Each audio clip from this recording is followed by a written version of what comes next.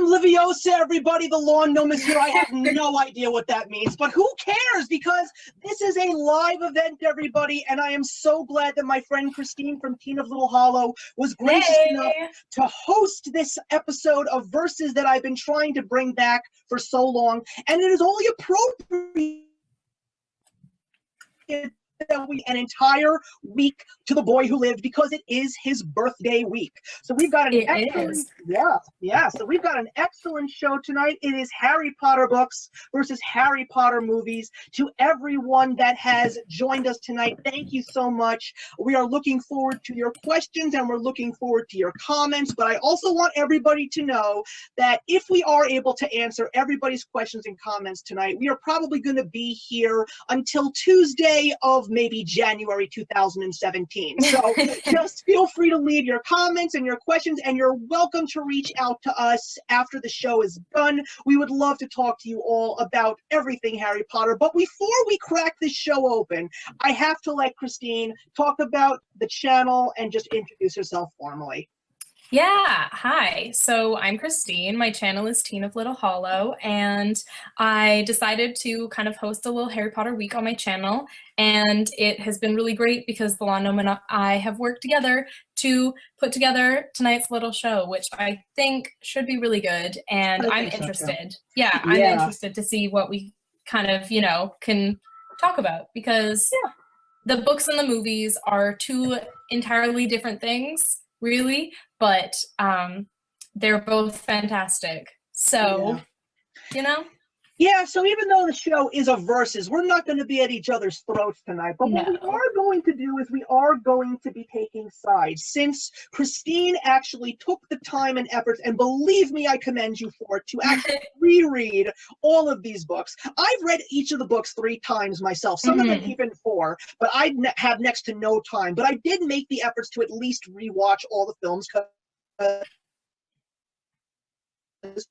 on YouTube. It is only appropriate that I take the time to actually rewatch the movie. So we're going to go through each movie. We're going to talk about the similarities and differences, but most importantly, by the end of the day, when we break each one down, we're going to see which one really does stand up taller than the other. So without anything further to talk about, let's crack into the first book and film, which is Harry Potter and the Sorcerer's / Philosopher's Stone. And since the book did come out first, Christine, it is only a matter of you to start it up. Okay, perfect. So as a kind of introduction, I guess, to this first book, I read this initially before the movies came out. I was 5 years old, so for me, the magic was very real. So when the movie came out, there was a lot of things that I had issues with because I was, I think, 7 at the time and was very, very picky. So my major thing was that Neville's role in the book is so much more important than it ends up being in the movies. He gets cut from so many scenes that he is a part of, and really in the first book he is almost a part of the main trio. He is almost the 4th member of that little group of friends, because he's originally supposed to be the one that is caught out of bed with them and who has to go to the do the whole scene with the Forbidden Forest where he's, stuck out there. And I just think his character is so much more important. And I always really connected with his character in the sense that he's not necessarily super brave the way that the other Gryffindors are, but he still has a very important quality where he's able to stand up for what he believes is right, and that's when he can show his bravery. So I really like Neville's character, and I think that he's a super special character in book 1 especially, and in the end book actually, but we'll get to that later. Absolutely. Yeah. Absolutely. Well, for me, I actually was in the same boat with you. I actually did discover the books before I did discover the films, and I'm quite thankful for that because I was actually just coming out of high school. That just shows everybody the age gap between the two of us, but it also shows everybody what an impactful thing Harry Potter was all around for all ages. But yeah, I remembered not really caring about reading. And my mom actually went out and got the first 3 books because that's when my family discovered them. So of course there still were no movies, but we were looking at these books and I said, yeah, you know what, I'll take some time to read them some other day. But then I keep hearing, like, on radio stations, on the news, Harry Potter, Harry Potter, Harry Potter. I'm like, okay, what is all of this? Yeah. What's this hoopla? I have to I have to read these books. So I loved them, and I totally agree with you. I mean, when it comes to transitioning a book to film, it is such a challenge. But one of the few things that I will give props to David Heyman and, you know, Chris Columbus, who directed the first 2 films, just giving J.K. Rowling a lot of breathing room to actually put a lot of her thoughts into this film was great to give it a very good transition, but it's far from perfect. And Neville is a perfect example for you, because even though it's a very well done movie, not the best, but from book to film, they did do quite well. But what can I say? You know, when you've got a whole bunch of people sitting in a theater, you got to give them what will just let the audience want to come back for more and just overall enjoy it. So sometimes you have to cut things and you got to make things different, etc., etc. So in the case of Neville, yes, the main focus in the film is Ron, Harry, and Hermione. So Neville is really supposed to be a fly on the wall. But I'm going to say this: the Harry Potter and the Sorcerer's Stone book definitely one-ups in regards to side character development. That's what I will say. Yeah, and I mean, for it makes perfect sense as to why they can't include all of the backstories and the development of the side characters, because you don't have the same amount of time as you do when you're reading a book. So I think in that respect, it is a good decision to focus on the trio, as they're the ones who, you know, are the main focus of the story as the whole series progresses. But Neville is just one of those characters that I think it would have been really nice to see more from him in the first movie, especially considering the role that he's given in the last movie. I just think it would have been nice to kind of have those two tied together, but yeah. Oh, yeah, and just so everybody who's watching knows, there will be spoilers, but then again, if you are watching it, there's a very good chance that you have read all the books and have seen all the movies, so we're not so concerned about saying specific things. But the next thing that we discussed was the fact that certain characters, not only do they not really get much of a role, some of them don't even exist. And in the films, one character is Peeves the Poltergeist, and you and I talked about this, but here's one of the few things that I would say. One of the few things that the movies did very well is certain characters that, even though they are important to J.K. Rowling's world, some of them just were there for the sake of being there. And Peeves is pretty much encompassed by the ghosts, like Nearly Headless Nick and the Bloody Baron, who do make their appearances in the first film. And Nearly Headless Nick, being played by John Cleese, was fantastic. So I really feel that there was no need for Peeves to be there, even though there are people out there that do love the character. Yeah, no, it's true. I remember being really disappointed with that when I was younger, but as I've gotten older, it's like you realize there is no point in having that character in the films. He adds absolutely nothing other than potential comedic value to it, but, you know, really at the end of the day, he adds absolutely nothing to the plot. And yeah, but when you take a look at the movies, I mean, the comedy is there. I mean, Robbie Coltrane as Hagrid he did that whole I shouldn't have told you that shtick. And you also had Ron do, I mean, one of the things that I loved, even though I knew it was not in the book, was the scene when they were learning to fly on their brooms and the broom hits Ron in the nose. That's just brilliant. It's not in the book, but it was there and it worked. Yeah, they did a lot of really good things with that, where it almost adds more to the friend kind of bond that you can see developing between Harry and Ron, and it's so funny and it's just so well done. Yeah. Okay, so what was the next thing that you were going to talk about? Okay, so the next thing that I have is that you don't really get any of Charlie Weasley in the scene where you know, they obviously, as you're saying, they have to cut out certain characters, they have to cut out certain scenes for time restrictions, for whatever reason, because it's not easy going from book to movie. But that is a scene that I really, really love from from the book. So I was super disappointed, and I'm still pretty disappointed when I reread the books. I was like, this was such a good scene. Yeah, we will but definitely talk. Yeah. Given the fact that they cut this out, I think they did a really good job of working around it for how they still gave the kids detention and how they worked that kind of storyline still into it. I think they did a good job with it. Yeah, I mean, I agree with you, but we'll definitely talk a little more Weasley as we progress. Because believe me, everyone, there's going to be a lot of talk about Weasleys and certain events from Weasleys getting snubbed. But I do agree with you, Charlie was a pretty big part of the movie. But yes, they did work around it. But I agree with you. It would have been really nice to see him. Now, one of the things that we did discuss was when we are getting to the very end of the film and Harry has his showdown with Professor Quirrell and you know who. Yeah. You and I discussed about the fact that the fourth test is not in the movie. And I think I gave you a good reason as to why it's not. Yeah.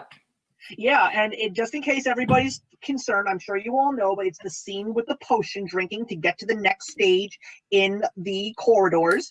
Because if you think about it, if you read the book, you already knew what was going to happen. But people who had never read the books, because believe me, there were many that didn't.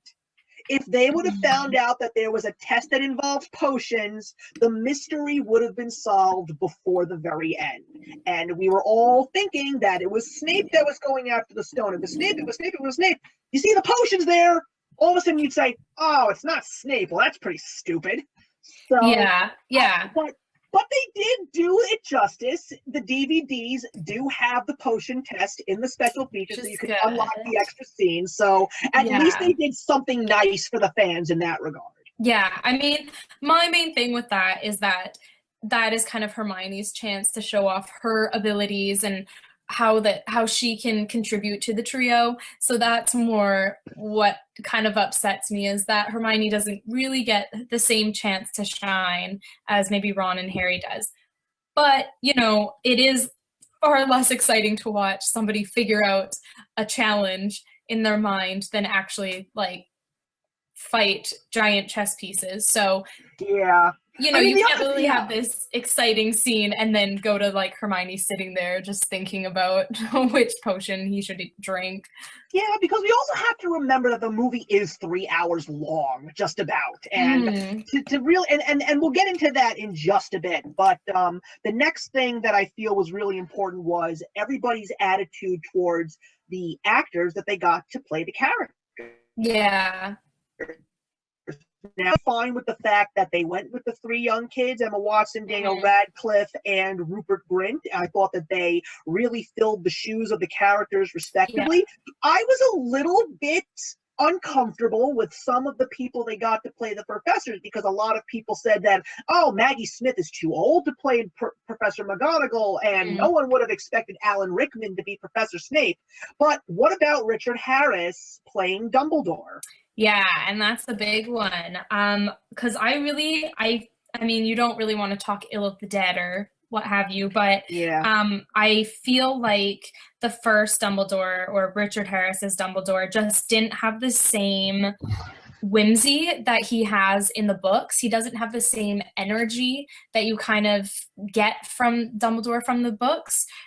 He's more of an old, wise. He does have that wise kind of appeal to him, but it would have maybe worked as the films get darker, as Dumbledore becomes more serious and you kind of take him more seriously. But in the books, especially in the first few, he's a very whimsical, weird guy, and you don't really get that as much from his character in the films. Yeah, I mean, my attitude towards that was, I mean, Richard Harris, you know, is one of the greatest actors that Britain ever, that the United Kingdom ever had to offer, and him playing the Dumbledore that was in the first two films, I mean, I agree with you. I really appreciated the way that he's portrayed in the book. I love the fact that he's this wise guy, but he seems to be a couple of cards short of a full deck, which a lot of people, it's part of his charm. Yeah, Like exactly. a lot of people that said the one thing that they hated about the movie was the fact that when the feast began, he didn't say, I would like to say a few words and say a whole bunch of stupid little words and there's food on the table. Yeah, Everybody yeah, wanted to see that. And yeah, yeah. I would have loved to see that too. But the way that I look at it, I think that the book is going to step up against the movies here because I feel that Richard Harris played the Dumbledore that a young child would portray Dumbledore as someone Right. who is wise, someone who is, almighty, someone who you really take Mhm. seriously as a true wizard of greatness in a 11-year-old's eyes. But yes, I agree that Mhm. the book portrayal is better. Luckily, we will talk about Dumbledore as we move on with the films. And were there any other characters that you felt besides the kids that were actually great actors that were chosen to fill these shoes? Yeah, no, that's a good question because I feel like, well, honestly, in a lot of respects, I think the casting was done really well. Like I think Hagrid was fantastic I because agree. again, he adds that comedic element. He's somebody who can be that kind of gentle giant, and it comes across super, super well. Maggie Smith, I think, even though, yes, she's older, she has that element of she's stern, she demands respect from the students, and she's kind of, you can tell that the students are a little bit scared of her, but she is still has enough kindness in her that she's the one that the kids go to when they can't find Dumbledore and when they feel like they need Exactly. an adult to talk to. So I think they did a really good job with the casting. Yeah, I feel that we had to at least, have a couple more movies go before we truly accept it. I think it took a little while for Yeah, me to yeah, really appreciate, especially Alan Rickman, who ended up being one of the best in the entire series of films. I mean, he was yeah. fantastic. And maybe that's just because of the fact that I always knew him as the voice of God in the Kevin Smith film Dogma, but that's just me. But yeah, I think that, we just had to let them grow into it because, of course, as people who had read Mhm. the book, we nitpicked everything, Well, like yeah, you have an image in your head of all of the characters, and then you see them on the screen, and you're like, that is not right. They oh didn't do it yeah, right. But like the as fact, you like say, yeah, like the fact that yeah, Harry Potter does not have green eyes in the yeah, movies. yeah, something. I mean, sort of simple, but actually really big and a huge part of his character. But yeah, once you kind of get past that, and once you see a few films with them in that role, you kind of almost forget about worrying about that and you just get immersed in the movie world as something almost Right. separate. And another character that really didn't get justice in this first film, especially, was Lee Jordan. I mean, as the announcer or Mm, well, you should be saying this. You're the one who's yeah, analyzing the books yeah. here. Well, the thing is, I mean, he is in the movie. At least you see him in this Yeah, first movie, whereas later on, when he does have a role, he kind of just disappears as a character. Um, but I definitely, I mean, they do use him somewhat as comedic kind of role in the Quidditch scenes. But it would have been nice to have more from him because really he is part of Fred and George's like little posse of, oh yeah, you know, they were great. yeah, Yeah. they're so good. Oh yeah, I thought that they were the best. They were definitely some of the best casting. And as Mm. someone who actually met them, yes, I definitely will say that James and Oh, Oliver Phelps were that's what you were quite. saving up. Yeah, they were quite an amazing Oh. duo. They were just really nice to me. I went to the Harry Potter exhibition in New York City, and even though we didn't get much time to be with them, I Hmm. mean, we got our say in there. And I remember distinctly, just shaking their hands, thanking them for the pictures, and then saying, "Thank you very much for 10 amazing years." And they said, "You're welcome." That was just really nice. That is unbelievable. Okay, yeah, I am Yeah. so jealous. I told you, I told Yep. you. But here's the thing. I'm tallying up the score here because I'm taking a look Mhm, at the list that I have here as what is better, whether it's the books or the movies. And I'm mhm. going to have to give the Harry Potter and the Sorcerer's Stone book the win here because this is where, even though I'm supposed to defend the movies, it will Yeah. all come crashing down. The movie is fantastic, but Mhm, like it all is. great sagas, you have to start somewhere. And I think that Chris Columbus's greatest fault here was the fact that he tried to make it way too much like the book. It was if you were actually reading the book. Yeah, no, it's definitely it's true. And at a certain point, I think that's what a lot of the later movies do so well is they really kind of separate themselves from the books, and they recognize that you have to change certain things in order to, you know, because obviously in words and in film, you have to explain things differently. That's just how it is. Exactly. But yeah, I definitely agree with you there. All right, so then let's move on to the second film. The book, Sounds good. yeah, the book wins for Sorcerer's Stone, and now we go on to Harry Potter and the Chamber of Secrets. And once again, you know, as fun as the first film is, considering the fact that they literally rush into the second one, once again, as a fan of the books who goes in and watches the movies, you know, I have high hopes, but I have some skepticism. So, yeah, so I guess one of the first things that I will do, so I'll start off with a thing. One of the few things that I definitely was happy about was the characters were definitely starting to get into their the actors were starting to get into their characters. They were starting to really get comfortable with who they were. You saw great and better chemistry with all of the kids. I thought that there was definitely a step up because, especially when you take a look at Emma Watson in the first movie, do you ever notice that she takes deep breaths before her lines? Yeah, it's really funny. I've even seen an interview where she said she's noticed herself mouthing out some of Rupert and Dan's lines because she's timing herself for them and making sure that they're hitting all of their marks. But in the Chamber of Secrets, she really has come a long way, and everybody was really, really great in that film. So that's one of the few positives that I will give to the movie here, because when you're taking a look at a book to film transition, I feel that when the characters are much more believable and the actors are doing a much better job, especially when it's kids, you definitely enjoy the film a lot more, just as much as the book. Yeah. Yeah, and I mean, there were only a few scenes that I could kind of pick up on while I was reading the books that they really missed out. There was the scene where we learned that Filch is a squib, and I feel like that does give a little bit more to his character and more dimension to his character. But as we kind of said with the first movies, you have to cut out a lot of that backstory for a lot of people because it's just not necessary to the 3 hours that you have to use to condense all of the storyline. And the other kind of scene that I would have liked to see in the book or in the movie is the Death Day party for Nearly Headless Nick, just because that's such a fun scene and it gives you more insight into kind of the ghost world. You just get to explore more of this kind of magical world. And it's totally different than anything else in the books. I mean, I agree. It's super different. Yeah. I don't know.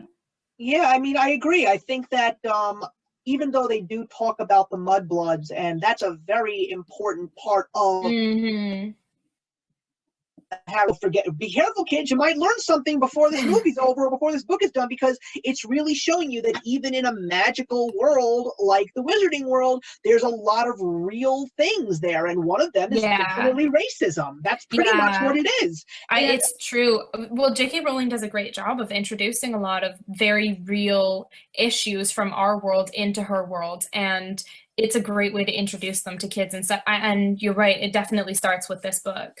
But one of the things that I will disagree with you about in regards to Quickspell and Squib is even though they talk about it, there's really not much that they dive into afterwards. Like, you don't really know what you don't really know what the attitude of the wizarding world is, especially with the purebloods, the way they look at the people with that were born magically but have no powers. I mean, now granted, Filch is a janitor, so you know, actions speak louder than words, like I always say. Like, you see these people doing low-level jobs, but not everybody gets that, you know? No, it's true. So in a certain respect, it's not crucial to this story, and maybe in that way, like having the mudblood thing and putting more of an emphasis on that still kind of shows or gets the same message across to the audience, and probably in an easier way, instead of having to somehow convey that through Filch being a squib as well, for sure. But Yeah, and I also feel that a lot of the people that they added into the cast, I mean, I thought that getting Jason Isaacs to play Lucius Malfoy was a stroke of genius. I Yeah. love Jason Isaacs, but Kenneth Branagh playing Gilderoy Lockhart couldn't have been more perfect. Yeah. He was just so funny, and they really, if you want to talk about a perfect portrayal from book to screen, I think that Gilderoy Lockhart, next to possibly Bellatrix Lestrange, I think that he was the best transition of all of it. And he was so funny. I definitely agree. He's one of those characters that is hilarious, but somehow you can hate him at the same time, but he's not like a terrible person, but you're just like, he plays it so perfectly. He's just self-centered. That's all he is. He's an egomaniac. That's all he is in the movie. And it's so perfect. He's so good. Yeah, I definitely agree. And in regards to the Death Day party, I'll refute that. I feel that we got our fill of ghosts in the Chamber of Secrets thanks to Moaning Myrtle. Right. And I also think that was a great choice. I think Moaning Myrtle is a fantastic book to movie adaptation. I think she is great. I really was surprised that the actress who played her was actually someone that was in her late 30s. And she was, and it didn't matter because she looked and sounded just like a kid. I loved it. Yeah. And she's so perfect. That's the way that I feel about it. And I mean, you also got a couple of other little things that paid homage to the book. Like you did actually, if you listened very carefully, you did actually hear Penelope Clearwater. You did get another great Quidditch match. You got some really good things in that movie as a whole. That's the way I look at it. And one of the few things that I was very impressed with was, you know, even though this was the second film and they're still pretty much kids and they have that crazy obstacle in the Chamber of Secrets with the basilisk, I was very, very glad that they really didn't hold back. Like, you know, they made sure that Harry was covered in blood and they made sure he was going to have that near-death experience until he officially figured out how to triumph over evil. I really feel that they did that well. So now let me ask you another thing that we didn't discuss before we went live. What was your attitude about Dobby? Now, okay. So I love Dobby. I think he is fantastic in the movie. And I mean, I think really Dobby's character in the movie kind of really shows how far the actors have come. Because if you think that Daniel Radcliffe is standing there with a tennis ball on a stick yelling at this thing like it's supposed to be some sort of creature, I mean, it's really well done. It is really well done. That's another big positive about the Chamber of Secrets. In a very short amount of time, the visual effects got so much better. And Dobby was definitely one of the most amazing works of special effects that I had seen. It was pretty because it was revolutionary. It was only 2002, and it's amazing to see how far we've come. And just for all of you who are out there, if you don't know the voice of Dobby, the actor's name is Toby Jones. He has come so much further since Harry Potter because he has been in all 3 so far Hunger Games films. And he is also Dr. Arnim Zola in the Marvel Cinematic Universe. So well done, Toby Jones. You have come such a long way. That's pretty awesome. That is pretty awesome. So we have that, and then we had a little bit of sadness, and that was the fact that Richard did pass away. So, you know, unfortunately it happened and it is what it is, but I feel that when he was in that movie, I gave him so much prop because you could definitely tell that he did sound very ill, and the fact that he managed to continue and go was just a very positive thing to see, and I give him a lot of props for finishing it up. Yeah, for sure. And that can't have been easy then, you know, for the cast to have to deal with that as it was going on. I mean, really, if in that respect, they did a really good job with, you know, having to work around that. Okay, just take a small bit of a intermission here. I actually just found out that apparently not that many people can see you, but everybody can see me. I have no idea how that happened. I have no idea how that happened. Weird. Yeah, I have no idea. They say that you have to click on your name. I mean, again, I'm still relatively new to this. So. Yeah, I know. Yeah, that's a little bit strange. Okay. That is I hope very that, strange. yeah, I just hope that I'm not the one that practically takes over the entire show here. Well, I mean, as long as you can hear what I'm saying, I guess. Yeah, I hope so. I mean, we'll see. I mean, well, let's continue on. So now we are moving to Harry Potter and the Prisoner of Azkaban, and that was a very interesting film because of the fact that it's a new director. There is a lot more money to play with, so you definitely see that in the film's budget, but a lot of people, especially in the world of the books, and by the way, I apologize, but Chamber of Secrets film did a clean sweep. So right now we are tied 1-1. Movie wins the Chamber of Secrets. I would definitely agree. Right. So then as I said, we're moving on to the Prisoner of Azkaban, and a lot of people love this book. And I don't know about you, but I did not leave that movie satisfied at the time. Yeah, it's funny. I will, okay. This book is totally different, I think, than the other books because of the fact that you kind of go through the action sequence twice.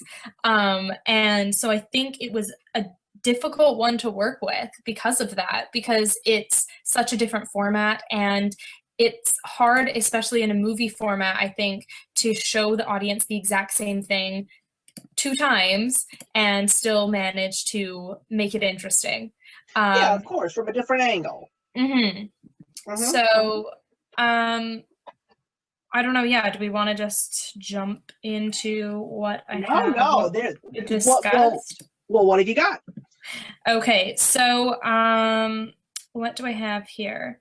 I think a lot of what kind of I have issues with this film is that a lot of the stuff was just simplified, and I mean, I know they had to condense it because they had so much to fit in, but there are just so many things where, like, you don't really get the full appreciation for how difficult it was for Harry to learn how to do the Patronus. You don't really get the same kind of explanation about Harry's father and his, obviously with Padfoot and Prongs and Moony and that whole storyline. You don't really get much backstory on that. And I feel like the whole getting the Marauders map and finally getting to meet his father's 2 best friends is so huge to Harry because it is the first time that he's connected to his parents in this kind of more intimate way, and you just don't really get the same, for me anyway, I feel like you just don't get the same kind of emotional connection that you do in the book, and you don't really get the same kind of understanding for how Harry is feeling as an orphan, finally having this connection to his parents. So the way that I look at it, and I was not a fan. Again, I am supporting the movie or all the books multiple times, so I feel that. I really, really do. But we also have to take a look at all the positives that came with this movie. I mean, it took me a little while, but over time, I really appreciated Alfonso Cuarón as the new director because I really feel that he brought the best out of the kids, especially because the movie itself feels so much more natural to me. That's just the way that I look at it. It just it feels more natural. The grounds look so much nicer, and I had no issues with the fact that they changed the costumes around, especially the robes, because in the book they do say that Harry outgrew his old ones, so he has to get new ones. But there are those little scenes where like that scene in the bedroom where all the boys are eating the candy that make the animal noises. Like the fact that they just brought an all-natural scene from these kids out, but there's also a ton taken away. The ghosts are gone. Yeah. That's one. So there's no more nearly headless Nick. I also felt that the movie really didn't focus on everybody. It was really more about Harry getting to know Professor Lupin and try to hunt down Sirius Black. Now, at the same time, I loved a lot of the actors that came. I mean, I was quite surprised that Gary Oldman became Sirius Black, and that's just because of the fact, as a fan of his work before that, he had never played a good guy. He is always been a villain. So Yeah. a lot of people were saying that that was the best part of the movie. And of course, you had newcomers like Timothy Spall playing Wormtail, and you had David Thewlis playing Professor Lupin. I mean, me personally, I wanted to see Viggo Mortensen play him, but we had to keep it British. But David Thewlis did a great job. But we also had two other actors come into this movie. We had Michael Gambon replacing Richard Harris as Dumbledore, and all of that character and all those characteristics and mannerisms that you didn't get from Professor Dumbledore in the first two movies, I feel you got them in the third. Yeah, I definitely agree. Yeah. And I feel like they really did a good job again with casting. I think casting was a great, like, whoever was in charge of that for the films did a really good job. And yeah, I don't know, this movie is no exception for that. But one issue that we were talking about is how one of the things that they really cut out of the film was Quidditch, that you just don't get that. I was and not just that, where did Madam Hooch go? Yeah, not a teacher anymore. Yeah, which is super weird. You want to know what else I realized? I also found out that Madam Pince is in almost all the movies and no one ever mentions her name. Oh, I guess, yeah. When would you? Yeah, she's always, especially in the first three movies, she's always at the tables and nobody knows who she is. It's Madam Pince. Nobody knows that. That is so really funny. I feel that that's pretty stupid if you ask me. But to have her there and not. So you're right. There's no Quidditch. Madam completely gone, and considering the fact that another character that I really wanted to see in this movie was Oliver Wood finally getting his Quidditch cup. I thought Sean Biggerstaff, who played Oliver Wood, was great casting, and this was supposed to be like his moment in the sun, like he finally gets the Quidditch cup, It was just so sad that he didn't get that moment, and it was also because of the fact that they cut out the Quidditch scenes, that certain events that take place in the third book end up starting out in the fourth movie. I don't understand that. Yeah, and as you had said, like, with Quidditch, it's important because you have Cedric Diggory and then Cho Chang who are introduced, and they are super important to the fourth movie. I don't know if maybe they're at a certain point in editing the script that was part of it, and they just figured we'll introduce them later. It'll work better as a separate film, but I don't know. There's plenty of change all around. Even John Williams, this was his final time scoring the film. He gave us one of the most unique scores that we ever saw. And I also, again, thanks to Alfonso Cuarón bringing out the best in the children, what he did with the Phelps brothers, having them finish each other's sentences, I thought that was a stroke of genius. But again, out of order story, those little things that are really, really likable, they don't always make up for the things that you really want to see happen from book to film. But there is one other thing that I wanted to ask you in regards to what happened in the book as opposed to the movie. Hermione punching Draco and not slapping him. Yeah. I think the punch is fantastic. I love it. I mean, I think it really, in film version, you really need to have something super forceful to show that she means business and she's willing to, stand up for herself. And I think it's great. I think it's a great little scene. Yeah. Well, you ready for this? So tallying up everything that we talked about, the movie wins. Really? Interesting. Yeah. Well, I guess, they do a good job with the characters. It falls short in a lot of other ways, but something, and I think that this is something that I always stress. It's like when you take a look at the books and you compare them to the films, if that's the way you're going to go into the movies, then you're never going to like the movies. No, it's true. I mean, you have to take them as separate things. But right now it's the score of movies 2 and books 1. But now let's get into Harry Potter and the Goblet of Fire. Yeah. So the first thing that I definitely will give the movie props for is the fact that it got a PG-13 rating, and it was very much saying, we are not going to make this for the kids. This is going to be for the fans. We can't hold back. It's got to be what it's supposed to be. And especially one of the most real scenes beside the obvious One scene that always sticks out to me in that movie is the flashback scene in the Pensieve. It just seems like it's so different and so mature compared to everything that we saw in the books and films so far. Yeah, and in a way it really sets it up for the next few films as being so much darker and so much more serious, and the content just gets it's a lot darker and it's a lot more mature, as you say. And I think this film does a really good job of transitioning into that darker phase of the books and the movies.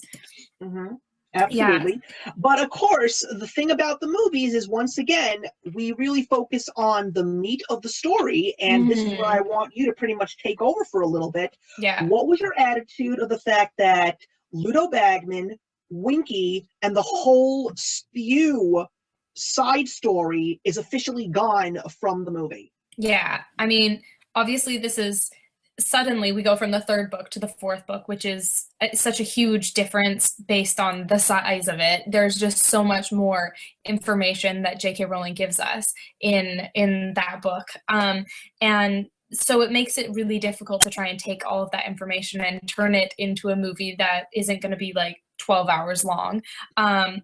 For me, leaving out a lot of the characters, I think they do a good job of leaving out Ludo Bagman, and I understand not having Winky in there, but she has always been, you know, a personal favorite of mine. So that was hard for me to watch the film and be like, what? There's no Winky in this? So I was disappointed that a lot of the certain characters were left out. For me, I find Spew a really important part of the book. Again, I understand why it's not necessary kind of to the greater storyline to have it in there, but I think that it adds a lot more to Hermione's character. It adds a whole different side of Hermione's character where she's passionate about fixing the issues that are in the wizarding world in terms of rights and the different creatures' rights. And it's sort of something that really parallels our own world, and people starting to have a better understanding of other perspectives and other points of view, and realizing that, you know, not everybody has the same rights, and why is that, and what can we do to help that. And at the age that I read the fourth book, I was really interested in that, and Spew is something that definitely motivated me and inspired me to, you know, be a little bit more involved in activism and be a little bit more socially conscious about things. So for me, Spew is super important, and as part of the books is one of my favorite storylines, and I love it. So I was super disappointed not to have it in the films, but I know when we spoke about it, you said, like, for you, it meant, you know, it didn't have the same kind of meaning, so you were happy to see it gone? Yeah, but you want to know what's really funny? Now that you're saying this to me, I kind of see where you're coming from. And okay. I feel that, and I kind of feel this way because now that I'm thinking about it, house elves are a pretty dominant piece of the movies as well. Of course, because we have Creature in the fifth film. And I feel that I agree with you there, because one of the few things that was a positive thing about the Goblet of Fire was the fact that after feeling as if Ron and Hermione were so distant in the third film, and that it really focuses on Harry and his missions, this movie brings the characters back. But I do agree with you that I feel that Hermione is such a fan favorite character. I mean, girls everywhere look up to her. I mean, my fiance is one of Hermione's biggest fans. I mean, she loves the fact that she has Hermione's hair. That's what she says. I have Hermione's hair. So she loves that. So I can see exactly where you're coming from. And I feel that that would have to have Winky in there because of the fact that Winky is not a free elf. And I also, and that's another thing that I've suddenly realized, Dobby's not even in the fourth film. he's completely gone. So I feel that it would have definitely had a little bit more dimension to his character. Yeah. And we'll get into Dobby a little bit later. So maybe it was important to be there. But then we've got some new cast members. We got Brendan Gleeson as Mad-Eye Moody. Me personally, I would have loved to see Sean Connery play him. I think that he would have been so amazing because especially when you see those classroom scenes, you can tell that he is such a force to be reckoned with because he's been on the front lines. And I could so see Sean Connery playing like the retired war veteran, you know? That rough Brendan character. Gleeson did a very, very good job. And Miranda Richardson as Rita Skeeter. I thought that she was fantastic in the movie. Really was. But how about the fact that Robert Pattinson is in this movie?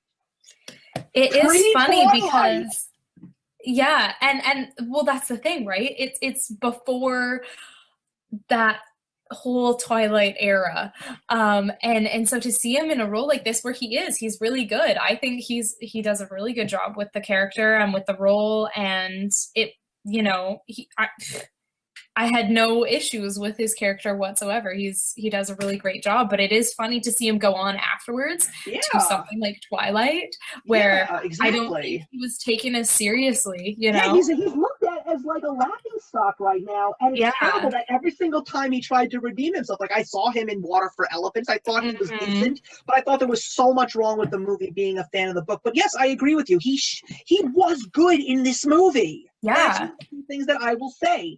And another character who doesn't really have much of his self in the movie, but he plays Mad-Eye Moody to a certain extent, and that's David Tennant as Barty Crouch Jr. I never knew he was Doctor Who. So Doctor Who faithful, I see where you're coming from, everybody. I can see why you love him so much. He is awesome. He really is. He is really somebody who just morph into any character. I don't know how he does it, but he can play anything. He's so wonderful. He really was. And he's so creepy. Yeah, absolutely. And what I also appreciated about the movie, because the one thing that I was really scared about was how they were going to pull off the Yule Ball. But they did it so great. And I don't know about you, but I got a little 16 candles / Pretty in Pink kind of vibe throughout it. I loved it. It's so good.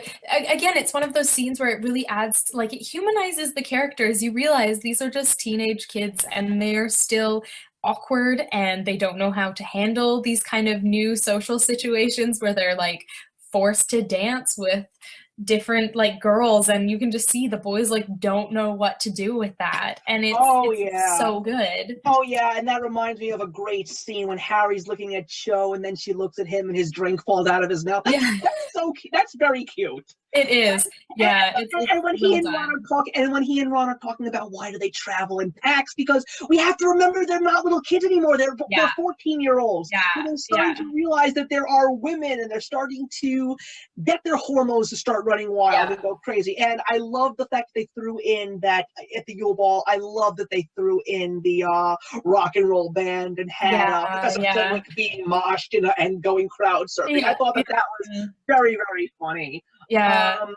And of course, who can forget the fact that we have Ralph Fiennes playing He Who Must Not Be Named. Of course. Absolutely beautiful. You couldn't have asked for a better actor, especially in the world of Britain. You couldn't ask for anyone better than Ralph Fiennes to play that he does such a good job. And it's funny because I remember seeing before the movie came out kind of images of him before they had taken out the nose, and there is just something about them removing the nose and doing that kind of, I don't know how they managed to do it, but it is so creepy and it adds so much more to his character, and the fact that he can still act through that and kind of portray this really frightening character is unbelievable. It's Right. By the way, we're getting some excellent comments below. Matthew Aronhold has been saying some great things, and I was quite surprised. He actually agrees with the fact that the book in Prisoner of Azkaban is not as good as the film, and I'm very, very impressed that there are some people that are agreeing with us in this. But so we're reaching the hour mark, and I'm glad to see that we literally got halfway, because we have to remember bigger books means more to talk about. So we still have some more to talk about as far as Goblet of Fire goes. the movie does unfortunately leave certain things out that I wasn't happy about. Do you think that it would have been good to actually see the World Cup match? Yeah, and it's interesting. I mean, Quidditch as a whole plays such an important role in the books, And it seems to especially be just eliminated, yeah. yeah, Because, I mean yeah. for Harry's character and everything. I personally think it works for the film not to show it. Obviously it would have been interesting to see it just as like a fan of the series. I have no issues with it being out of the film, even though I do really like that in the books, and it adds so much more. The film for me, I have no problem with it being out of it. Okay, well, right now the book is up on the movie, and we still have a couple of things to talk about in regards to that. I personally feel that I just loved the concept of Quidditch so much, Mm, and maybe that's just the sports fan in me. yeah, Maybe that's just and what it is, but mm, I would have loved to see. I remember this one time I always had this fan fiction Harry Potter idea in my head where there was an American school that played the British schools in a Quidditch like cup or something like that for schools. And then I thought it would also be really funny if maybe in American schools that are wizarding, maybe they actually play American sports in their school too. Like maybe they play hockey or maybe they play basketball. I thought that would yeah, be pretty cool yeah, to see, but who knows? Because Americans, you're in Canada, but you do take your hockey and your baseball very seriously and all the other sports that you yeah. follow. So I agree with you there. Um, One thing that I will say that the book Mhm. has that the movie doesn't that makes me upset is we get a real shafting of the Weasleys. Bill is supposed to Yeah. show up in this book, and Charlie is supposed to be there as well. They mention Charlie, but Bill doesn't show up at all. And I don't like that because he shows up in the Deathly Hollows. Spoiler alert, even though we're not at that Yeah. movie book yet, but like, what? Like, you're supposed to say, Yeah. "Oh, hi, Bill, how you doing?" You know? Yeah, it is. And they do sort of just kind of pop up at the kind of last couple movies, and you're supposed to know who they are and where they came from and how they fit into the whole universe. And it is interesting because we did kind of talk about it. I wonder if I hadn't read the books before, how much of the movies I would have understood, you know, like what, Right. because we don't have that perspective. We read the books before, so we I wonder if leaving out certain things would have made it confusing to the viewers that hadn't read the books first. Right. Yeah, so yeah, but I mean, I think the Weasleys are great. I think they are crucial to the story just for the fact that they're Harry's second family. They are really the first time that Harry has had a real family in a sense. Right. Yeah. And they adopt him, and it's almost like, well, we already have 7 kids, so what's one more? And they're such a welcoming family, despite the fact that they Oh don't yeah. have everything, and they do their best with what they have. And I think it's important to see all of them if Yeah. you can. And I mean, come on. I mean, Molly is like the ultimate maternal figure in the Harry Potter world, Oh and yeah. Julie Walters plays her brilliantly in those films. I love her Oh, in those she's movies. fantastic for sure. Yeah. And another thing that I did want to say that I really appreciated from the movies, even though they didn't really have to, they did play some homage to the books. Like they actually had a scene where the kids were singing the Hogwarts school song in the Yeah. Yeah, which I really liked. forest. But what did you think about the way that the films portrayed the tasks? I mean, I personally thought that the way that they made the changes to the third task was fantastic. Yeah, and I have to agree with you with that. I think most of the changes that they made to the tasks really worked because they kind of amped up the first 2 tasks compared to the way they are described in the books. And that just makes sense for the fact that it's a movie and you need a little bit more action to make it interesting. You need a little bit more suspense and kind of fear in each of the scenes. And I think they do a really good job of adapting it for a movie audience and for people who are experiencing it instead of reading it. And with the last task, I think they do a better job because in the books it's more of an obstacle course, right? It's like I'm gonna walk through here and I'm gonna defeat this, and then I will go on to the next kind of thing, the next obstacle that I have to get past. Whereas in the movie, it's almost a character that is fighting against the 4 contestants. And I think that makes it a lot scarier, and that makes it a lot more of a final task, you know? So I think they do a really good job with the final task in the movie for sure. I agree with you, but here's one thing that I feel they didn't do well Okay. on. I feel that they could have done so much more with Fleur and Crumb. Mm. I mean, I really liked the way that they talked about him and his relationship to Hermione, but when you take a look at both of them in the books, they seem to be much more prominent characters. And especially as we were talking about Bill and Charlie Weasley, we all know what Fleur becomes later on in the stories, and it doesn't make sense to me. I don't know why. Well, and Victor Crumb is actually in the last book briefly, but he is in it. I completely forgot about that. Yeah, because he's at the wedding for Fleur, and it's interesting because he still has a connection with Hermione there, and it does show that, you know, there is this bond throughout the wizarding world, and he does play a much larger character in the books. I mean, as so many of the minor characters do, they have so much more depth, and so much more happens to all of them in the books compared to the movies. But I think it would have been nice to have a little bit more camaraderie between kind of the four contestants, because in the books you do get that they're fighting against each other, but there are these moments where they help each other out, or, you know, even just certain lines where they express the fact that they're kind of all in this together. And it would have been nice to have that in the films.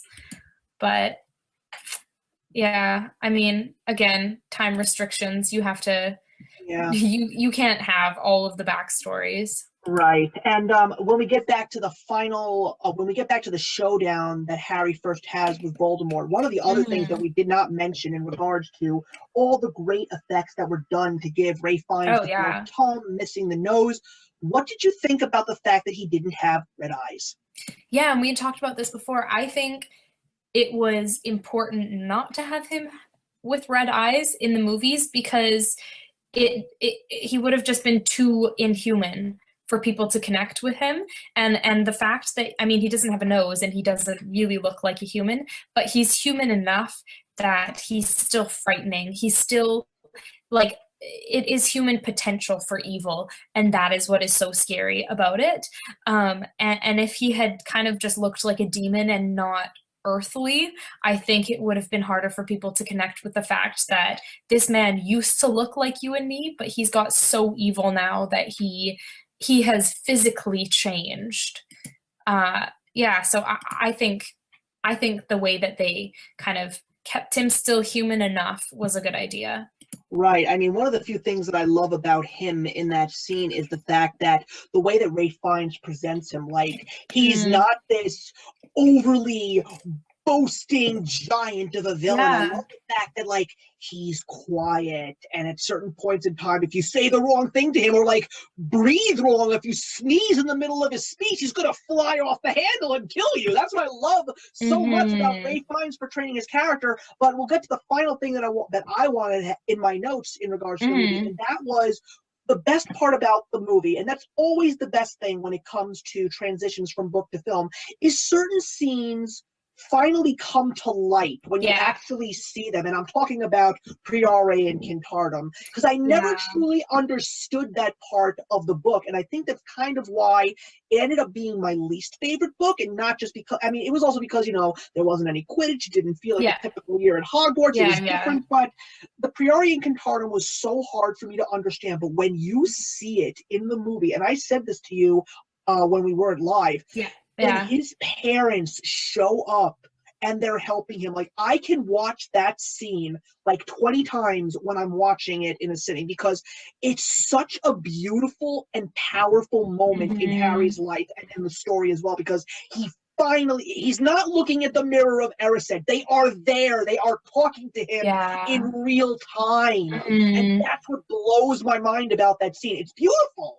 Yeah, no, I definitely agree, because in the books, right, you obviously get the same scene, but I totally agree that in the film, getting to see that makes it so much more real and makes it so much more profound.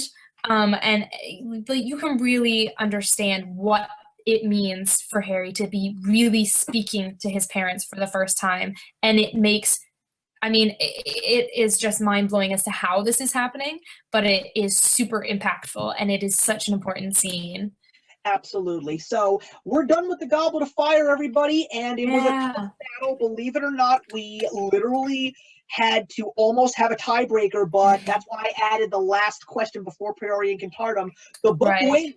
The book wins for Goblet of Fire. So then we move on to the Order of the Phoenix. The biggest book meets the shortest movie. Yeah, which is bizarre.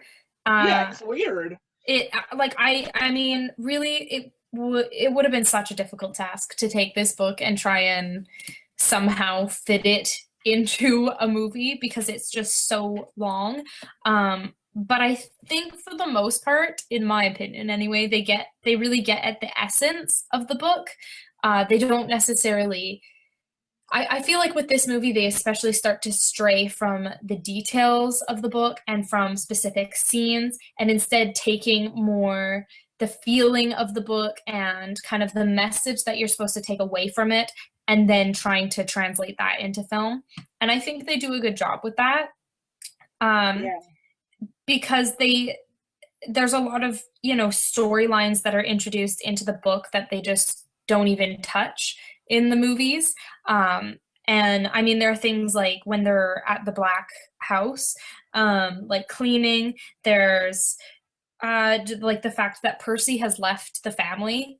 They don't kind of really ever address that. Things like Ron and Hermione are prefects in the book. And in the book, that is important just for the fact that Harry is kind of, in a way, jealous, but more upset because he doesn't understand why he wasn't chosen over them. And there's a lot of real issues with the kids where, they're starting to grow up and they're dealing with like these new emotions that they don't know how to deal with. And I think that despite not having these exact details from the book, they find other ways to translate them into the movies to still show that the kids are going through this transition and they're experiencing these new feelings and these new kind of things that they don't know how to deal with. And I think that's a huge part of this one for Harry, is he really is going through a lot of stuff that he just does not know how to deal with. And I think that's pretty true to, the teenage experience. So I think they got it. Okay, well, you definitely took a couple of things that I did want to bring into the fray, so you can elaborate on those. And by the way, we're just going to take a quick break here because we've got a question from Kate or Katie Beedman, and I've already answered it, but him or her, I don't know what your gender is, so I'm sorry, but the person is asking for your favorite book. I've already given my answer. Okay, I love the last book.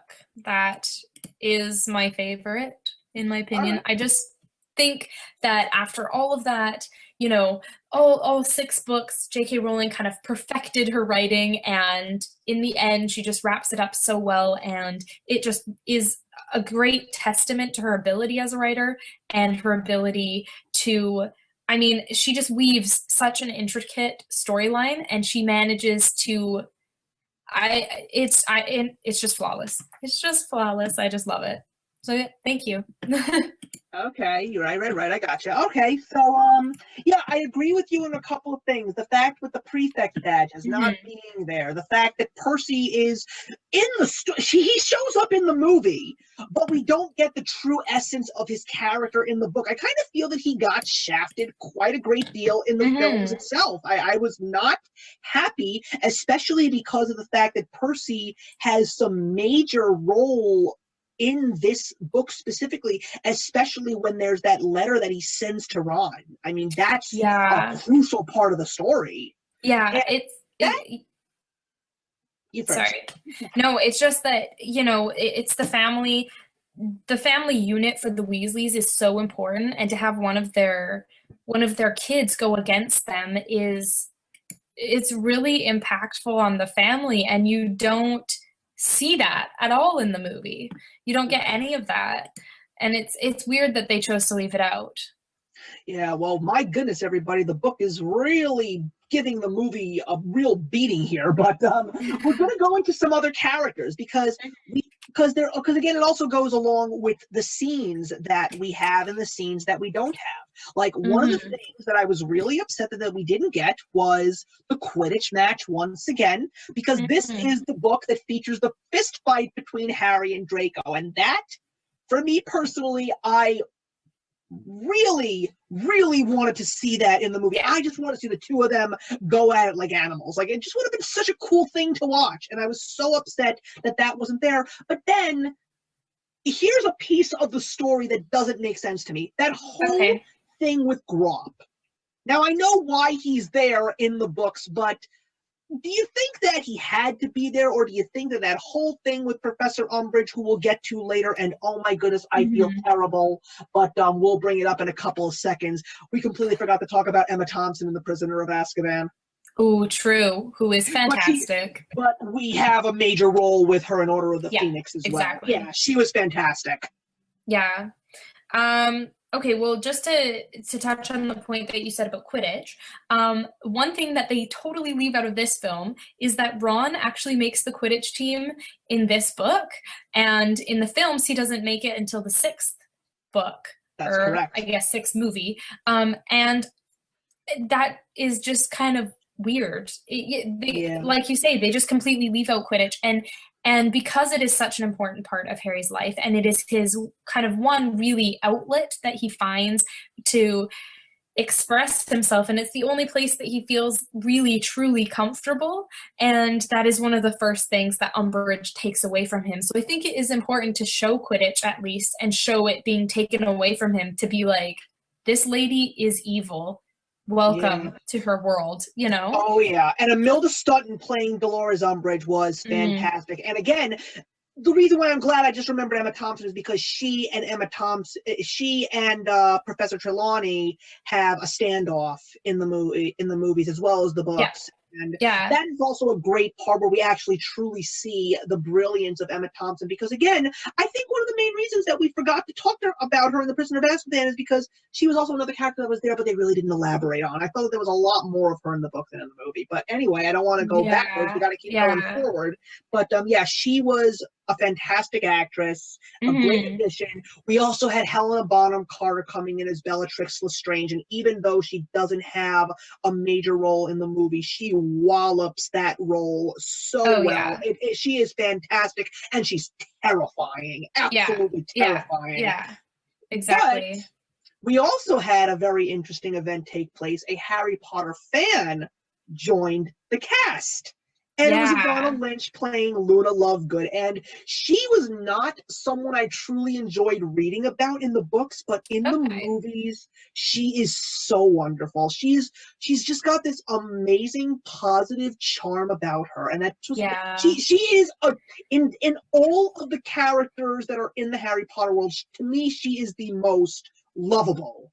Oh, I think she really does a good job at making the character come alive. Like I think that is one of those instances where you almost get more from her in the movies than you do in the books, just based on the way that she plays her and the way that kind of she does embody the character. She does such a fantastic job with it. And I think it probably does come down to the fact that she's such a big fan herself, that she really put so much love into working as the character, I'm sure. Yeah, and you also feel bad for her because, once again, J.K. Rowling does a very important thing, and she actually introduces bullying a little bit further in the Muggle world, and it's not the same kind of bullying that you saw against Mudblood. This is wizarding kids picking on wizarding kids, and one of the few things that is left for the mystery in the movies is, are the Slytherin kids the ones taking her stuff and hiding her shoes, or is it other Ravenclaws? We don't know. Yeah, no, it's true. It is. It's one of those things where it's like, these are just kids, and these things just happen to all kids. And it's unfortunate that for being different, you're being punished in some way. But it shows that, like, because of the outlook that Luna has, I think it gives other kids hope and a little bit more, it sends a good message to kids of, like, you're not alone. Yeah. And we also had, of course, Harry's first kiss and relationship. Yeah. I don't necessarily think that it was, I guess you could say they portrayed it the best that they possibly could in the movie. And I kind of also feel that we all know, if you've read the books, how the relationship ends. Just in case, I mean, look, I don't really care if this is a spoiler or not, but in Order of the Phoenix, in the book, Harry is the one that gets dumped. In the movie, it's the other way around. It's Cho that gets dumped. Yeah, which I find kind of interesting. I mean, you can't help but question, why did they choose to make this? I think it would have been better to have Harry dumped, just based on the fact that it would, first of all, show that Cho is a pretty strong character and can make those decisions and what have you. But I think for Harry's character, as somebody like, even Harry gets dumped, he's the boy who lived, but he is still so human and still has to deal with those, the same issues that any kid his age would have to deal with in that situation. Exactly. And again, there's other things that are in there, and then there are some that are not. Like, one of the few things that I was quite surprised about was the fact they actually gave the little argument between Harry and Seamus a scene in the movie, because it's a small piece, but I can understand why it was there, because we also had to know that in this book there's a division in the wizarding world, because some people don't believe that Voldemort is back, and there are those that do believe that he's back. So you see real tension, and again, that's what I love. The movie's getting even more real. And before you go on, hold that thought. David Yates coming in to direct this film and then continuing with the rest of the films was fantastic, because he made these characters and this story more real, and he developed them better, and we really got a whole new world thanks to his directorial magic. Excuse the pun there, that was not, but he really gave these characters new life and made them as believable as you possibly could get in a world that's practically dominated by fantasy. Yeah, and I definitely agree that like his direction that he took with the films is more focused on the characterization, and I think he does a really great job with that. And I think in a way it's crucial to have that for people to still relate to it and to still connect with it, especially if you're trying to connect with an audience that is both people who have already read the books and understand what is happening in the story, and people who are coming into it without I'm sure there are some people who just went to go see this movie and hadn't had any other experience with any of the other films. And I think you could go into this film and still enjoy it despite not kind of having a backstory, because of the characters and because of the way that they're portrayed in this film. Yeah, and the final thing that I had in my notes was the fact that this was also, it was not the first one, but this was one where you really saw that they actually added to the story. And the addition in this film is a very powerful one, and that's when Voldemort possesses Harry. And I feel that it was necessary to put it in there, because once again, it added a little bit more of a dimension and a little bit more depth into the true battle between these two characters. But also, then it all made sense with Snape doing the occlumency on Harry, Yeah, I feel like it made sense just in the sense that like you couldn't really portray that in any other way for an audience to understand what was happening without having like a whole explanation. If people hadn't read the books, it would have made no sense to try and kind of show that, but having him, I definitely think it was important to the film. The only thing, there is only one issue that I have with the film, and I know what it is. We had talked about this before, about the St. Mungo's scene in the book, because you kind of say, I think, I don't know, it's just not as much of a scene in the movies at all. And I would have really liked to see Gilderoy in the, more of that scene and meeting Neville's parents, because it is such a heartbreaking scene in the books to finally get to have that backstory to him and to really understand, like, in a way, Neville's situation is worse because he has to live with his parents like this now for the rest of his life. And he has been just as deeply affected as Harry has. I mean, Yeah. really, you know? Yeah. Yeah, the film I thought did it a justice, but not as much as the book did, because Yeah, you did yeah. see you did see Neville really change in this movie specifically. Like, you can see that even though he's still the klutz and he's still the goofball that nobody truly respects, you can see that he really is trying his hardest to be a great wizard. Yeah. And that And he does scene, find his own niche in you know, and with those and that and that scene where the two of him, when Neville and Harry are talking together in the room of requirement, that's a very powerful scene. But that was not what I was expecting you to talk about. I thought you were going to talk about the prophecy. Oh, yeah. Well, that is one that is super interesting because it is such a big scene, and there's such a almost like explosion at the end of the book where Harry almost basically he breaks down and has like a temper tantrum. And you just don't get that in the movie, which I do think is important, but I wonder if it is just too hard to explain to an audience through a film, you know, if it's one of those things that like they tried, but they could not describe it, but it just doesn't, I mean, it seems like all it is in the books is Dumbledore explaining to Harry. I don't know why they couldn't just have that as a scene.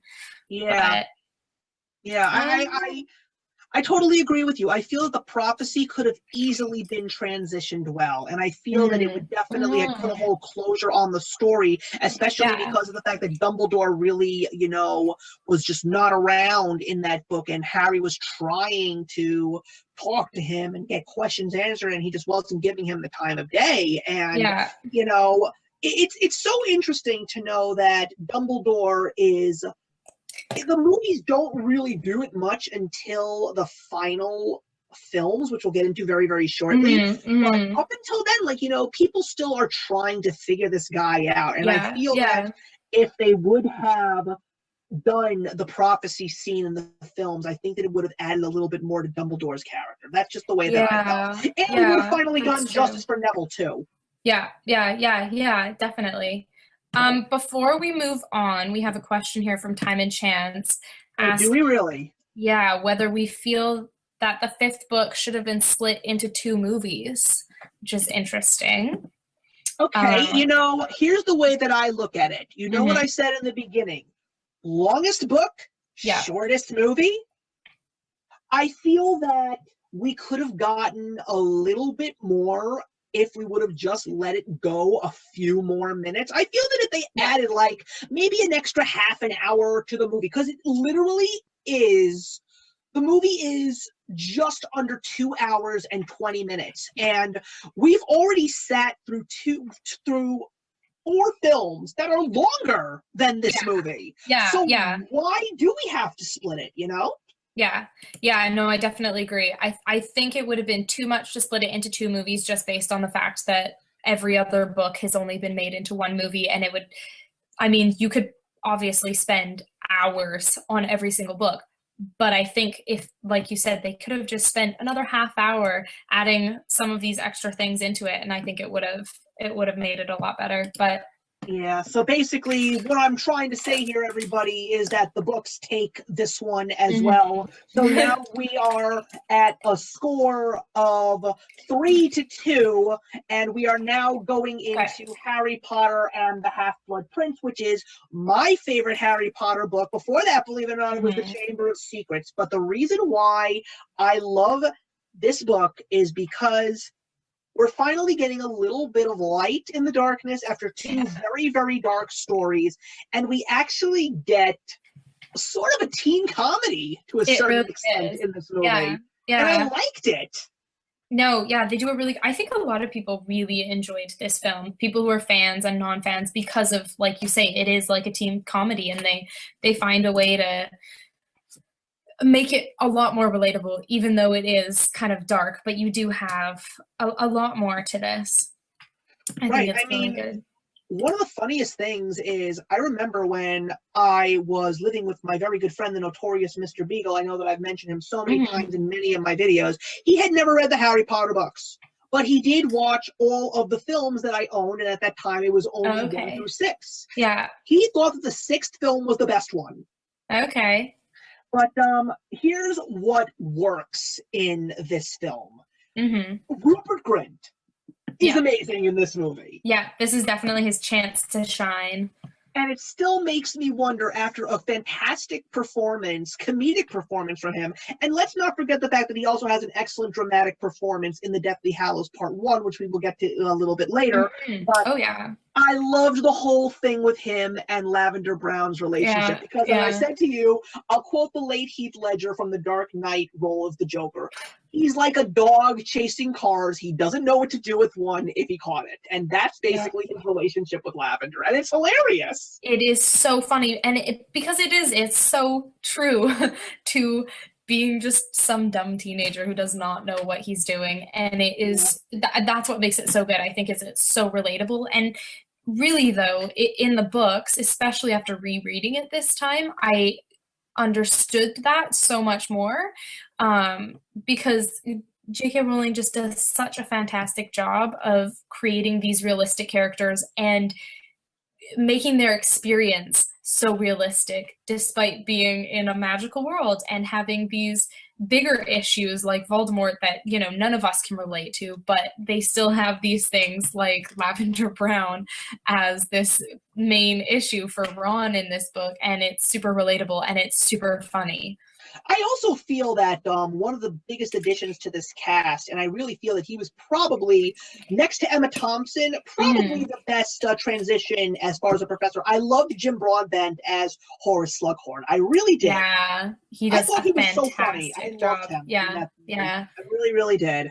But the other actor who really shines in this movie, and the reason why nobody really talks about it, is because it's not because of his dialogue, but it's really because of his emotional portrayals and his body language, and that's Tom Felton as Draco in this movie. He's incredible in this movie. Yeah, and it's definitely one of those things that I think the movie does a really good job of, potentially better than the books, where you get to see the side of him. It's just in the body language and the way that you see this side of Draco that is, he's scared and he's trying not to be, and you don't get that as much from the books just solely because you're seeing everything from Harry's perspective, whereas the movies pull away from that a little bit and you do get to see more from him. I definitely agree there. Yeah, because the question about him is, when you see him in this specific movie, like, you know that he's always been Harry's nemesis. Like, he just hates Harry with a passion. But the question really is he really a bad kid? Yeah, I think that's what J.K. Rowling does so well with so many of these characters, is nobody has this one side of them. They're just evil or they're good. You know, Voldemort, really, to a certain extent, is the only character who is pure evil. Everybody else has this potential for good and potential for evil, and it's what kind of forces in their life they're choosing to act on. And I think this film does a really good job of portraying that, as you say, through Draco and through several of the other characters, where you get to see it's a struggle within themselves to kind of figure out what they're going to act on, you know, and yeah, I think the movie does a great job of it. But here's a couple of things that I feel that the movie did not do so well on. I mean, once again, we finally get some Quidditch, but is it really back, you know? Yeah, for sure. You just, it's just not as developed. Yeah. Yeah, because again, as we were talking, like, when did Ginny make the team? Yeah. Yeah, exactly. It's super. Ginny as a whole, though, I think really is not nearly as much of a character in the films as she is in the book. And in the book, she's such a powerful character and such an important character. And like with Harry and Ginny's relationship, I really do not like the way it is in the films. I don't connect with it. You don't really see the same development where like they get along super well and they totally understand each other and they hang out a lot in the books. Whereas in the films, it seems very like, hang on, how did they suddenly start liking each other and get together? Because that's Ron's little sister. Yeah, I mean, it's like she's just in the movies. I mean, I feel that her strongest film is probably The Chamber of Secrets. Yeah, but yeah. But throughout the entire story, I see where you're coming from. She's literally in the films a tag along. That's who she is. Yeah. She's only there because Ron is there and the twins are there and Hermione's there, so she's just following, you know? Yeah, yeah. Whereas in the book, she has such a huge role, and she's somebody who Harry goes to talk to, and who, when Harry sees her with other people, he feels really upset about because he wishes that he was the guy with Ginny. And I just, yeah, the book version of Ginny is so much better than the films. Yeah, and because it's not down to Bonnie Wright as an actress, I don't think. I think it's just the fact that they didn't write her into the film as much as they should have. Yeah, one of the other things that I was really surprised about, and I didn't talk to you about this earlier, but you know, Dean Thomas is her boyfriend at the beginning of this story, and they don't really do much with Alfred Enoch in these books, in these movies, especially considering the fact that he has a major role in this movie. Now, thank goodness he is now successful on How to Get Away with Murder. I am so thrilled for him. I really am. And he's fantastic. He does such a fantastic job. But I feel that he's been shafted. Yeah, no, he should have had a bigger role in this. And I think it is important for Harry to have seen Ginny with other people, and for Ginny to have that experience of being with other people. But you just don't get that. Because you want to know what the other funny thing is? Nobody completely realizes in the movies, as opposed to the books, that Dean's from a Muggle world. He's a Muggle. He's not from any wizarding family. Yeah. And that's, I think, what's great about Ginny too, is that she doesn't judge people based on anything like that, you know? Yeah. But again, you don't get much character development for her other than the fact that she becomes a romantic interest for Harry. She doesn't have much of her own personality or her own strength, because in the book she really is a strong character. I know. I mean, to certain degrees, especially in the Order of the Phoenix, you see that she can be a powerful witch because you see how well she does the Reducto spell. I mean, that's like her claim to fame in that film. But I totally agree with you. I feel that there has just been not enough for her, and she literally the relationship between Harry and Ginny she literally fell into his lap. That's basically what it was. All we had in the movie leading up to it was that whole conversation that he had in Ron in bed when he was saying, you know, I think she has nice skin.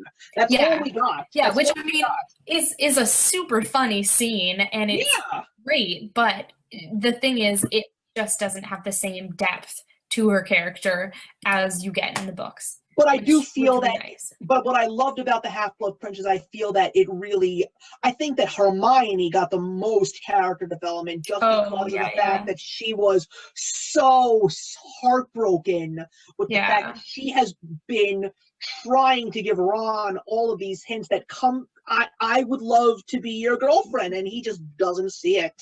Yeah, and it's they do a really good job with it because it's funny and it's relatable, and there's a lot of things that they did right with this film in the sense of like character development and and the flashbacks. The Voldemort flashbacks with Dumbledore. I think that was also one of the best really well done. We got from Michael Gambon, I think, and there's also a couple of other things that just literally show up out of nowhere. Like, nobody knew who Narcissa Malfoy was. I mean, she actually shows up in the 4th book, if I'm not mistaken, at the Quidditch World Cup. But, you know, they could have elaborated a little bit more, even though they did have that scene where Draco broke Harry's nose and said, that's what happens when you put my father in Azkaban. Like, you could see that he's really pissed at Harry because of that. And again, that's what I love so much about Tom Felton in this movie, because you really see the tensions of Draco not necessarily being a bad guy, but you can see that he just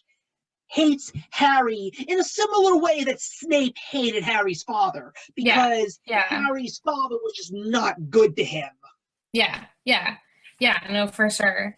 One of the things that I think they leave out that is super weird is the fact that Snape is the Half-Blood Prince, and they just never address that at all. Yeah, he just says, I'm the Half-Blood Prince, and that's it. Yeah, it's like, that is what the name of the book is. And there is, but they don't go into any of the backstory of how the kids are actually like trying to figure out who this guy is, and then they figure it out, and the reasoning behind it and what that means, you know. it's just odd that the things they chose to completely leave out. Right. And one of the things, again, David Yates adds a little bit to the films, which I liked. I loved the scene in the metro station at the beginning of the movie. When you see that Harry is definitely growing up as a teenager and he wants to get with the girl, which I think is really, really nice. And another thing that I think was really important that they didn't have in the movie was the meeting of the Britain Prime Minister and Scrimgeour.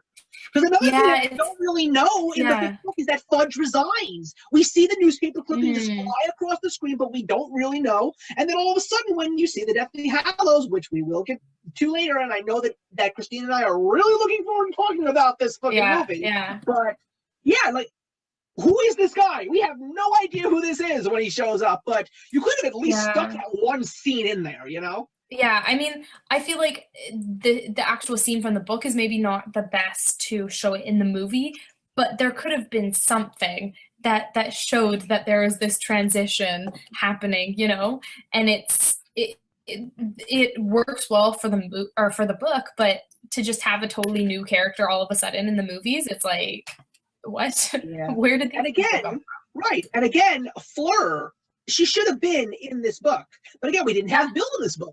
Yeah, and again, that's a part of the move, or about of the book, like in the books, Bill and Fleur, and them kind of having a lot of tension with Mrs. Weasley as she's like, we're having a wedding, they're getting married, and she's really ticked off about it because she doesn't really like Fleur, and there's all this tension, and then it's not until Bill is actually attacked by a werewolf that Mrs. Weasley and Fleur kind of bond, and there's this really wonderful moment between them in the books, and I would have really liked to see that in the movie, you know, just that relationship.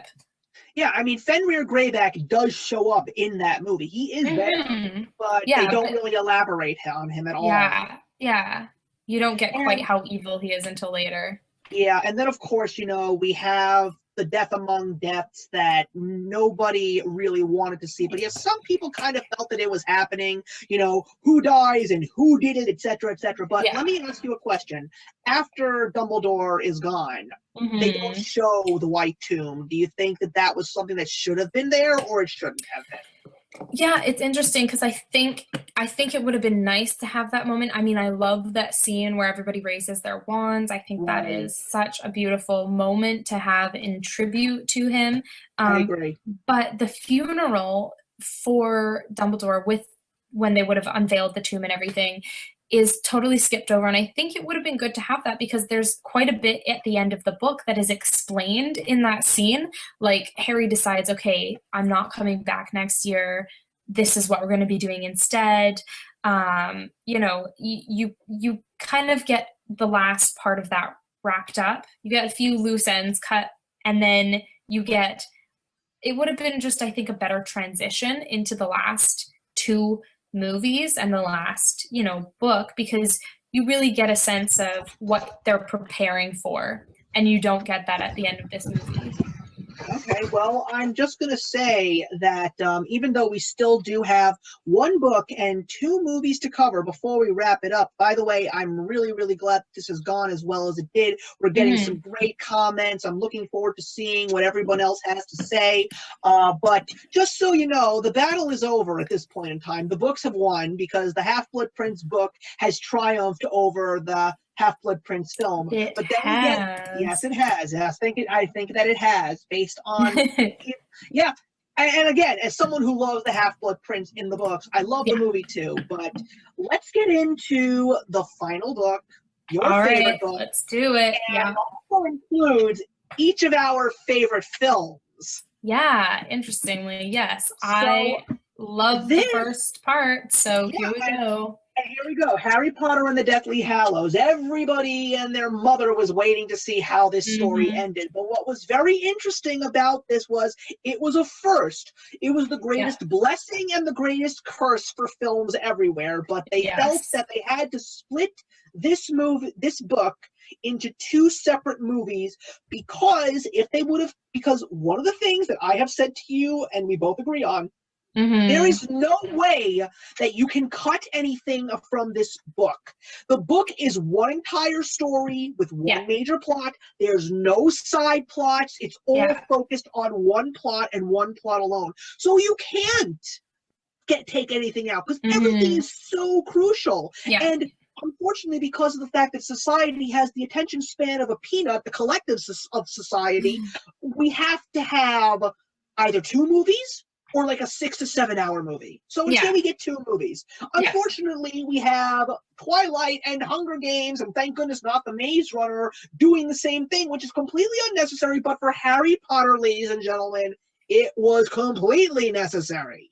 Yes, and I completely agree. I am of the exact same belief that this was a perfect instance to split a book into 2 movies, and I think it works really well, and it disappoints me to see so many other books book to movie adaptations follow this same pattern purely for the money and getting, you know, more revenue by having a 4th movie in their trilogy. It just doesn't make sense. And here's the part that really upsets me.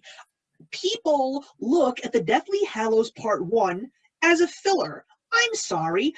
Twilight Breaking Dawn Part 1 is entirely filler. You could tell that story in 45 freaking minutes. The Mockingjay Part 1, there's no need for that. The book is terrible enough as it is. But the Deathly Hallows Part 1, to me, is the best film of the saga because it's got the best acting from the kids, the best character development. It's got so many on your edge moments, like when you're on the edge of your seat, and we'll talk about some of those scenes in a bit, but I loved that movie through and through. If it wasn't for the 5 teenage girls 2 rows ahead of me in the theater talking throughout the entire movie, I should have slapped each and every one of them, but I'm a nice guy, I don't hit women, so we don't want domestic violence here. But the point I'm trying to make is I didn't get a great theater experience, but I just remembered loving that movie so much and didn't understand why people called it a filler. I didn't. Yeah, no, definitely. Like, I went to go see that movie several times when it came out in theaters, and I love the amount of character development you get. I love getting to see the kids in a different setting. I love the way that this part of the story is told, and I think it is important to have this movie that is slow and that is almost it builds. It's a calm before the storm, and the storm is the part 2. You know, that is where you get the full battle and you get the crescendo of the entire story. But I think it was important to have that in 2 parts because it would not have been impactful as much as if you had this is the part 1 and this is where things are building up to this finale. And I think it was important for a series that is this long and, you know, has had this many years and this many people who love it and are so devoted to it. I think it was important to split it up. Yeah, and one of the things that I loved so much about that movie is first of all, I will say the first thing that I was a little upset about was the fact that they didn't have the proper send-off for Harry and Dudley. I mean, I loved the way it was in the book, but but you know something? Based on everything else that we will talk about, it really doesn't matter because at the same time, you know, they're still keeping close to it, but I loved the fact that they added that scene with Hermione doing the Obliviate spell because it's so sad when she's doing that. It is so powerful, that scene. It's heartbreaking because it shows how much the kids have to give up in order to kind of become adults in a way. Yeah, and especially with the Alexandre Desplat score, I mean, I think that him coming in to do those last 2 films, he really just kicked that story up a notch with everything else, and that music is so powerful. The power and how diverse it can be, that soundtrack. That's what another thing that I absolutely loved about that movie. I was so upset that it got snubbed at the Oscars. I thought that first film score was so worth the money. It's fantastic. Yeah. And it's also a couple of other scenes that I love. I think that one of the best scenes in the Deathly Hallows Part 1 is the council meeting at the Malfoy Manor. Yeah, and we were talking about this, how unbelievably creepy that scene is. And it's something, it's very simple, you know, in a way, what they're doing with that, but it is so creepy to just show how organized this group is and how deep they go into the wizarding world. Yeah, it's like you literally have members of the ministry at that table, which is Yeah. even more scary, you know? Yeah, people who are supposed to be on your side are not. Yeah, I mean, like, I think I can reference another movie from way back in the day. It reminds me of the council meeting at the Death Star in the very first Star Wars movie. It may be one of the most boring, it may be one of the most boring scenes in the whole movie, but when you actually pay attention to what they're talking about, they talk about the Old Republic, they talk about the Imperial Senate, things that you see in the prequels. So it's amazing how these little scenes in movies are actually the most important ones that you have to pay attention to. It's like they're talking about Harry officially no longer being under ministry protection. And you also see that there are Death Eaters that are entirely with Voldemort. But then you see Lucius Malfoy, you see Draco, you see Pius. Do these people, you see Snape. Do these people really want to be at this meeting? Yeah, that's the thing, and you get this sense of like these people have to be there because of the fear that is surrounding Voldemort and his whole group of followers. It's the fear that he brings to people that is what has made him such a successful villain. Yeah, and it's also amazing, especially when Pius takes over the ministry after Scrimgeour's gone. It's amazing how gleeful Professor Umbridge is to be a part of this system. You know, it's scary. It's really, really scary when you see that. It's just like she just likes to be near power. That's the way she is. Yeah. Oh, she's a creepy one. She really is. Okay, now speaking of creepy, Bathilda Bagshot. Yeah. Oh boy. Yeah, that scene is that is another scene that is just gross. It is so creepy, but I think it's really well done too because it's very similar to the book. Like the book is creepy when you're reading it and you don't really know what's happening, and it's just scary and it like ugh. But I think they really do a good job of bringing that to life. Yeah. It's those tiny little moments. The Bathilda Bagshot scene when they like, Harry, somebody's looking at us, or when the Silver Doe shows up in the forest. And another thing that I also really, really appreciated in this movie is the way that they tell the story of the three brothers with the animation. Yeah, I definitely think they hit that one on the mark. They do a fantastic job. We were saying that it's very like Tim Burton-esque. Very much so. I love that. And they do such a good job. I mean, you get this, it is fairy tale. You feel like you're watching something that maybe a kid would watch, but it's creepy and it's dark and you still get this sense of this could be real, and it's super well done. Yeah, and another thing that was actually changed, and I think it actually made it even better, is the scene where Hermione is tortured. She's not being given curses. She's actually getting cut up by Bellatrix.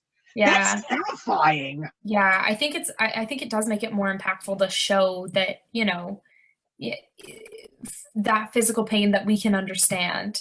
You know, it's a lot harder to show that in a curse, but it's good. And probably this was also a scene that actually made me shed a tear in the book, and that was Dobby's death.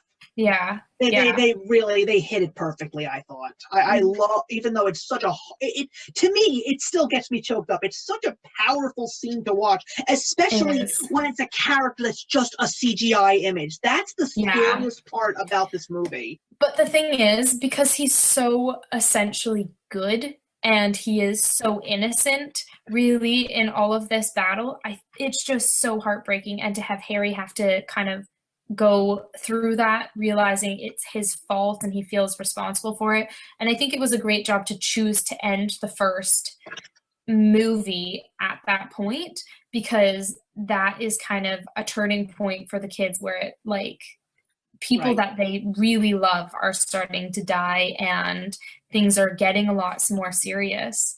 Yeah.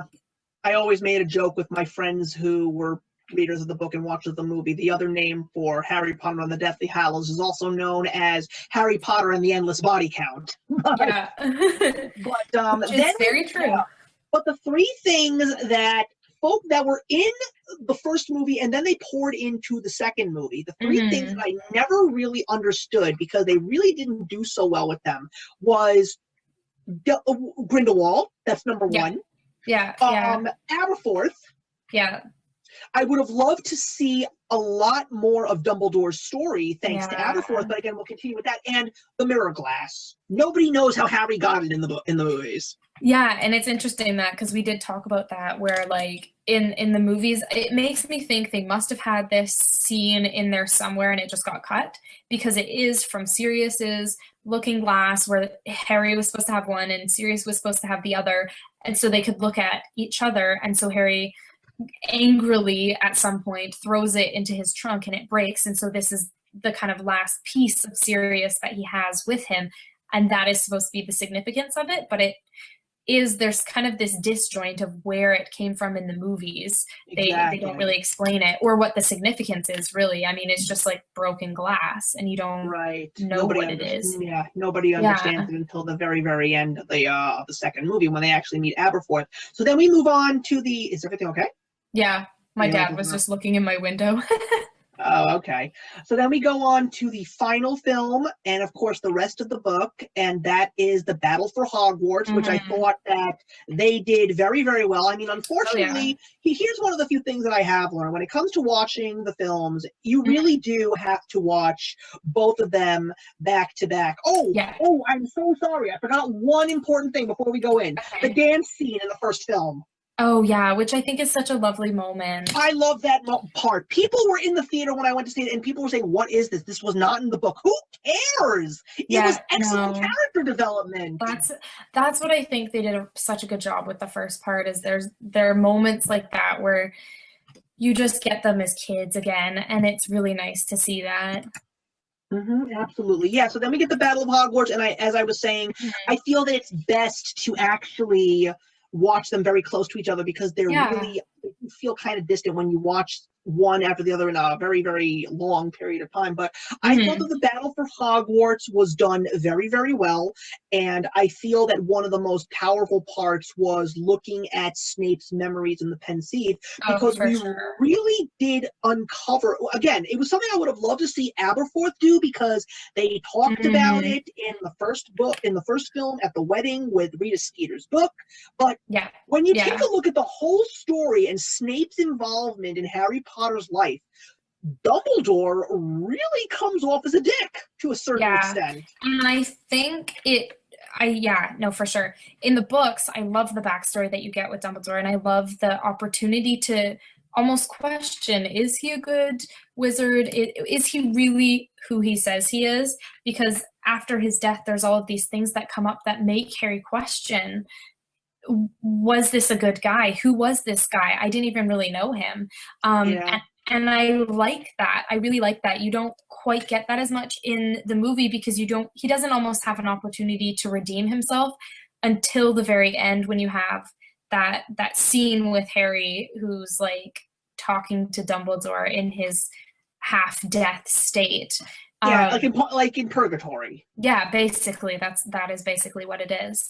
But yeah, I would have really liked to see more of that. In terms of Snape's backstory, I think, in my opinion, it is almost more powerful. I think it is more powerful in the movie than it is in the book, because the books were heartbreaking, but it's so shocking in that moment, and then to actually see it, and Alan, like, it is so heartbreaking in the movie, the way that they show it. They executed it very well. But yeah, I agree with you, because like I do have to reread the books again. It's been so long since I've read them, but I really have to revisit all those things about Dumbledore's past with his sister and the rest of his family, and all of those things that he did just for the purposes of getting something that he wanted. Because he's not necessarily a bad guy, but considering the fact that when you see him in those flashbacks, like he really doesn't have any caring for Harry. Like when he says to Snape, "Don't tell me you've gone to care for the boy," I'm like, wait a minute, you don't give a shit about this kid? What's wrong with you? Yeah, and that's the thing is like you have these moments where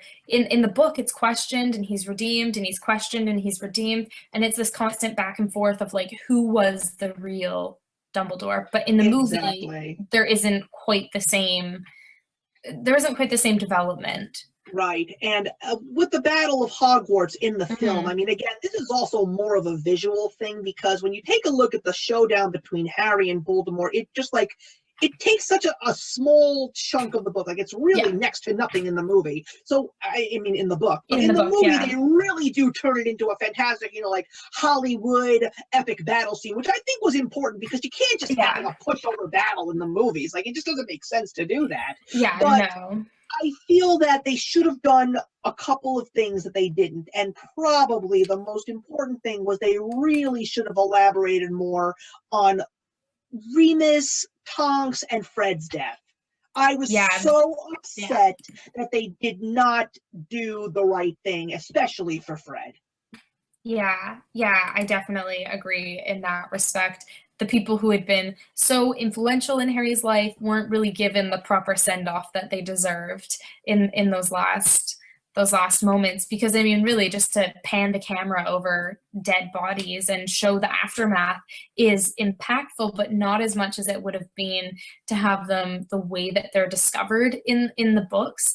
You know, really the way that Fred dies especially is awful. It's heartbreaking in the books, and it would have been nice to kind of have that final moment for him in the movies, because I think as a character he deserves that after, you know, 7 books. Right, absolutely. I mean, when you see Ron bawling his eyes out, I mean, it's heartbreaking. But I wanted more there, because I knew there could have been so much more dramatic effect that would have made that scene so much more impactful and so much more special for the fans. You know, even though it's something that the fans really don't want to see. It's like that's the thing about all of these character deaths in the films. We all knew that they were coming, but to a certain extent, we didn't want it to happen. You know.